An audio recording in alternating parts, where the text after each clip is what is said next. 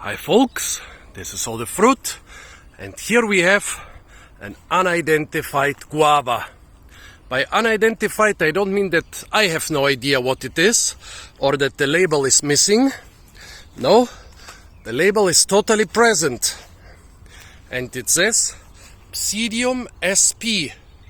So it's a guava species. Jambu Brazil.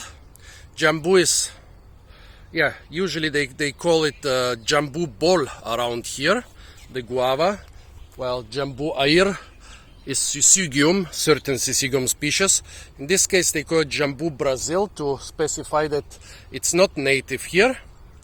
But those things come from Indonesia, where it's not native. So now the question is, what is this?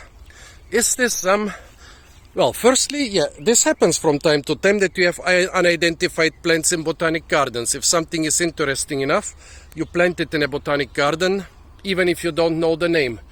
You hope to preserve it so that one day you or somebody else can identify it, or maybe even name it as a new species. So, this guava, apparently I'm interesting enough for the mosquitoes here. This guava was apparently interesting enough to be put in the botanic garden of Putrajaya in Malaysia, in the gigantic fruit tree collection here. Well, now let's look at it. Small trees, well, that's quite normal for guava trees. Most of them don't get too big. The good thing is, the fruits are in big clusters.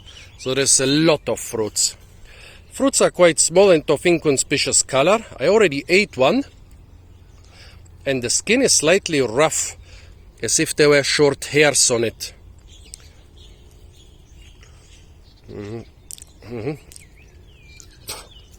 The skin is also quite tough. Tougher than other guavas I'm used to. So, eating the skin together with the flesh, I think I wouldn't do it. The interesting stuff about most guavas is, anyway, the tastiest part is the stuff, the pulp around the seeds. However, usually you can also eat the rind, which makes eating the stuff much easier here.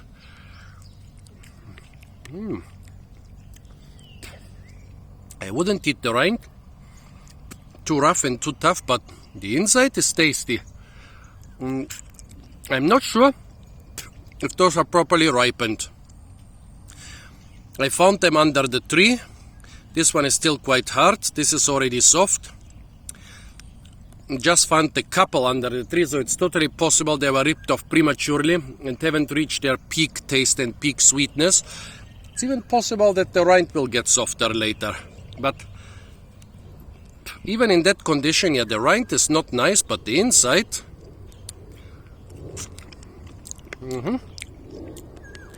I would compare it to the honey banana. Not as sweet as the honey banana, but totally reminds me of it. Well, a good guava, definitely. Okay, the less ripe one. The pulp is more sour than sweet, but still good. I would say, a good guava. Definitely worth being preserved. Definitely worth being cultivated. It's not gonna replace the commercial varieties. Anyways, here they like gigantic green guavas, which are quite crunchy and not very sweet. So this wouldn't basically cover their preferred taste, but I think it was a totally good idea to collect and preserve this. Maybe it's a hybrid between two guava species or two very distant guava varieties that happen to originate in Indonesia.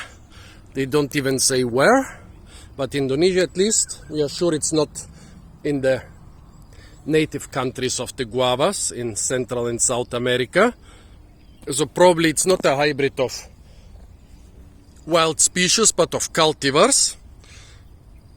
Still very interesting. What do you think, folks? Which cultivars are in here? It looks almost a bit like feijoa, like the pineapple guava, but I think probably Indonesia is too hot for feijoa. It's more like a warm temperate plant. What do you think are the parent species? Those are the leaves. Fuzzy underside. Do you think that this thing has some chances on the local or international markets? Have you ever seen unidentified guavas anywhere? Please tell me your experience. Apart from that, stay tuned for a lot more fruit videos from the gigantic fruit tree collections of Putrajaya Botanic Gardens. And of course, if you don't want to miss any more of my videos, don't forget to subscribe and smash the little notification bell.